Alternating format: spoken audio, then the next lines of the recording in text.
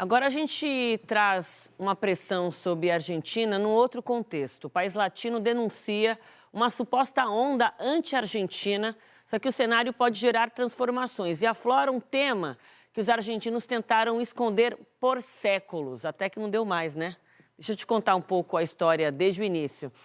E trazendo agora um evento que o mundo todo acompanhou, Copa do Mundo. Houve uma série de ataques racistas de vários países, inclusive tem número para isso, manifestações 11% maiores do que no Mundial de 2022. Só que foram os vídeos da torcida da Argentina que viralizaram e muito, com gestos e músicas para lá de racistas. Eu vou chamar para cá a Thaís Facina, nossa editora de internacional, que diante disso foi buscar entender o que acontece na cultura argentina, de onde vem isso, para onde vai isso, e encontrou até uma outra perspectiva de um caminho novo na Argentina. Thaís, que trabalho de investigação importante esse que você fez, inclusive tentando encontrar vozes na própria Argentina que nos ajudassem a entender o que está por trás disso. Muito Exato. boa noite. Boa noite, Aline. Boa noite a todos. Olha só, Aline, vou chamar a próxima tela porque essa onda anti-argentina, que foi chamado, né, esse fenômeno, gerou quase um meteoro dentro do país. Assim, ninguém meio saiu imune dessa discussão. O que acontece é que muitos argentinos que falaram sobre isso meio que caíram naquela mesmice de se defender racista, eu? Não, claro que não. Mas outra parte, aí foi a virada de chave que eu percebi, que tinha história ali, outra parte da população decidiu falar profundamente sobre o racismo. É meio entender do tipo assim, tem um monte de gente falando mal de mim no mundo. Então vamos entender o racismo aqui, o que está acontecendo, né? Como é que a gente trata esse tema no próprio país. O que acontece é que esse movimento, que é novo, né? Vamos lembrar, o racismo é um tabu na Argentina e por séculos esse tema ficou simplesmente debaixo do tapete, né? Mas esse novo caminho abre também as portas para que grupos antirracistas dentro da Argentina, e aí eu estou falando dos afro-argentinos e também da população indígena, tenha mais voz dentro do país sobre esse tema. E são eles, Aline, que contam essa história que eu vou mostrar na reportagem que eu fiz, porque é como se a Argentina estivesse em frente a um espelho para falar sobre, então, as suas mazelas, sobre o crime de racismo e entender, então, também a sua própria história. Vamos ver? Vamos ver. Campaña anti-argentino. Nos convertimos en el peor país del mundo. Depois das polêmicas e denúncias durante a Copa, a Argentina colocou no centro do debate um tema que evitou por séculos: o racismo. Yo nací y crecí acá en Argentina, en San Luis. Si hay alguien que te puede explicar acá de racismo, creo que soy yo. El Mundial puso de manifiesto un montón de cuestiones que antes estaban invisibilizadas. Para além do futebol, o tema foi parar na TV, em podcasts e até dentro da casa das pessoas. E grupos antirracistas que já existiam há muito tempo no país ganharam voz. Celebro que nos hayan acusado y que exista una supuesta campaña anti-argentina, porque de repente nos está obligando como pueblo a mirarnos a nosotros mismos al espejo. Entre um também preocupante anti-argentinismo, uma pergunta ficou e a gente resolveu fazer para as pessoas certas. Seria a Argentina o país mais racista do mundo? De ninguna manera. Es un país racista, pero no es el más racista del mundo. Y también hay que analizar los factores internos propios de nuestro país en cuanto a su contexto histórico. No es el más racista del mundo. Acá no existieron las leyes del apartheid, como en Sudáfrica, por ejemplo, o las leyes Jim Crow, como en Estados Unidos. Pero sí ha habido segregación, hay prejuicios, estereotipos y también hay un racismo estructural, institucional. A lo largo de la historia, ¿cómo Argentina discutió el racismo en la sociedad? Argentina, en su historia, no ha discutido lo suficientemente el racismo. Bom, para a gente avançar, vamos ter que entender de onde veio esse mito de uma Argentina branca. Bueno, es un proyecto de país que se implementó en la segunda mitad del siglo XIX. Una generación de pensadores, políticos, sociólogos, educadores, se dieron a sí mismos la tarea de pensar el país. La idea misma de razas como superiores e inferiores y el racismo que prendió en nuestras élites y en lo que conocemos como padres de la patria, que definen a nuestras propias poblaciones indígenas y nuestros nativos como barbáricos. A construção argentina passou a estimular a imigração europeia.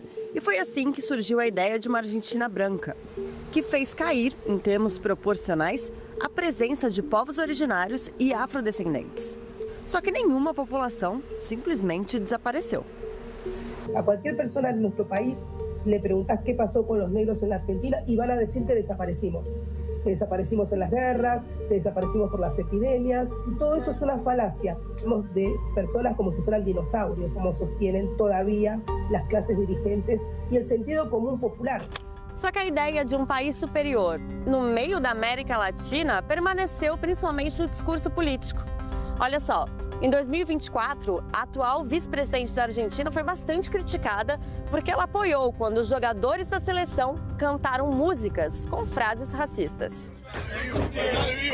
A música em questão era essa aqui.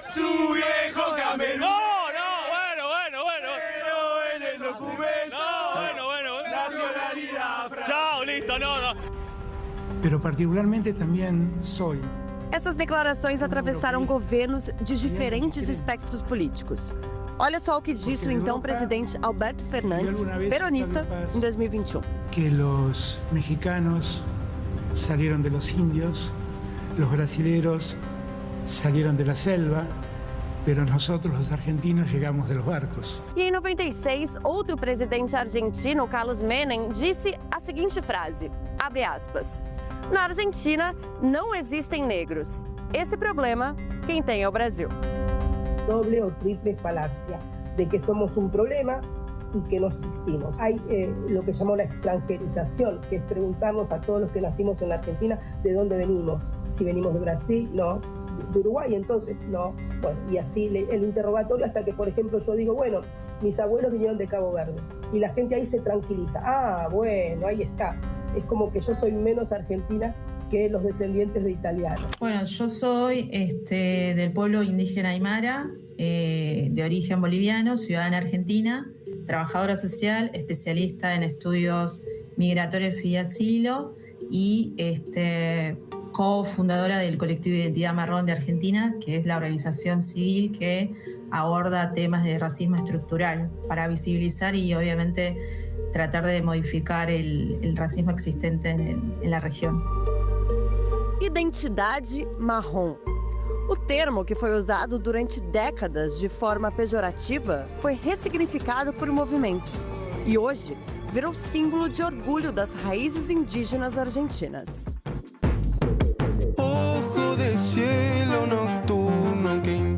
Entre essa nova geração que reivindica uma Argentina mais diversa, está um dos maiores nomes da música do país.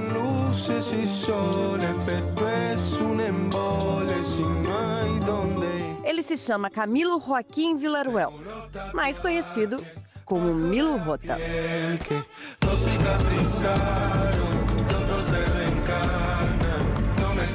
Aos 19 anos, o cantor de Morón, periferia de Buenos Aires, leva para os palcos internacionais uma Argentina que por muito tempo ficou quase invisível.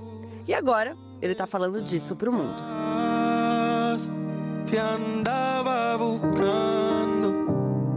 Que en ese punto también creo que a través de la música y a través de poder nombrar, recuperar y resignificar, se puede generar estas transformaciones, ¿no? Que nos llevará tiempo.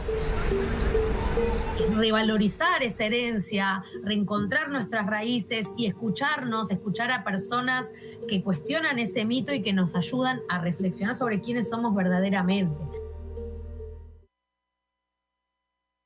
Flávia Oliveira, um portal se abriu para mim depois de ver essa reportagem tão bem executada pela Thaís Facina, indo para as vozes, ouvindo. Eu nunca havia visto uma intelectual argentina negra, indígena, enfim, só isso já traz para a gente uma outra perspectiva desse país. E como é interessante ver que a Copa do Mundo ajudou a dar início, talvez, né, eu torço para isso, a um novo momento de um debate mais amadurecido sobre a própria identidade da Argentina, o que somos como país e o que não devemos ser em termos racistas, Flávia. Uma conversa inconveniente para muitos, mas profundamente necessário, excepcional o trabalho da Thaís de desnudar a invisibilidade, né? Desmascarar essa invisibilidade de negros e de população nativa indígena na Argentina a partir das provocações dos debates oriundos da Copa do Mundo. Aline, nós também no Brasil já vivemos essa experiência. Aliás, eu fui buscar uma referência de novembro de 2001, quando o então presidente dos Estados Unidos, George W. Bush, perguntou para o então presidente brasileiro, Fernando Henrique, vocês também têm negros no Brasil? Naquela época, houve uma interpretação sobre a ignorância, o desconhecimento do presidente americano. Mas ele não estava exatamente errado, porque a invisibilidade era imensa. E hoje, quase 3 décadas depois, 2 décadas e meias depois, a gente tem uma presença maior de negros na televisão, por exemplo, né, no jornalismo, no audiovisual, nas artes, na cultura, na política, aos trancos e barrancos temos, e um movimento negro que no Brasil, há mais de um século, é bastante ativo na direção de cobrar inclusão, cobrar representatividade, cobrar existência, humanização. O debate crítico em relação à Argentina, ele se dá justamente pelo excesso de referências desumanizantes, injúrias, ofensas, cânticos de cantiga, de torcida e a invisibilidade quase total dessas pessoas que também construíram a Argentina. Os indígenas, população nativa, os nativos do continente americano e os negros que também trazidos e escravizados. Agora, a presença dessas referências racistas no discurso das autoridades ao longo do tempo... Naturalização, também, Flávia. Nossa, para mim é flagrante, igualmente chocante, a naturalização dessa rejeição de não querer pertencer ou estar conectado a essa diversidade, a essa origem negra, a essa origem indígena, a essa origem tradicional de um país, né? Quer dizer, isso está no discurso de maneira tão fluida. Naturalizada. E a Thaís traz essa informação sobre uma Argentina branca a partir do século XIX, do estímulo da imigração de europeus. Foi um processo vivido também no Brasil. Né? O racismo científico, o estímulo e a cessão de terras, de oportunidades para imigrantes europeus, no sentido, na intenção de embranquecer o Brasil. Se falava disso na virada do século XX, o Brasil já seria uma nação embranquecida. Foi o projeto aqui, foi o projeto na Argentina, e que bom que ele está em xeque, e hoje a gente é mais visível aqui, sem dúvida alguma, e crescentemente lá também, pelo que a Thaís nos mostrou. E como a gente sempre diz, e a realidade mostra, uma sociedade que se conhece inteira e diversa e diferente é mais forte, é mais consistente, é mais potente, é mais próspera. Muito importante essa mensagem, Aline.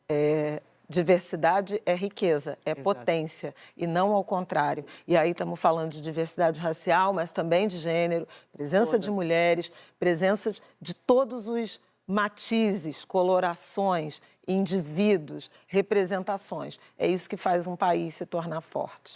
E o jornalismo que vai lá no fundo da coisa, né? Então, quero agradecer mais uma vez a Thaís Facina, que encampou essa reportagem, fez o time de internacional, dando todo o apoio, investindo em jornalismo que vai para a fonte, vai para a profundeza, porque é só na profundeza que a gente tira a real transformação que vai estruturar um país inteiro. No caso, a gente torce para que a Argentina seja isso. Flávia, obrigada. Parabéns, Thaís, e vai Argentina. Vai Argentina, vai nesse caminho aí que está se abrindo.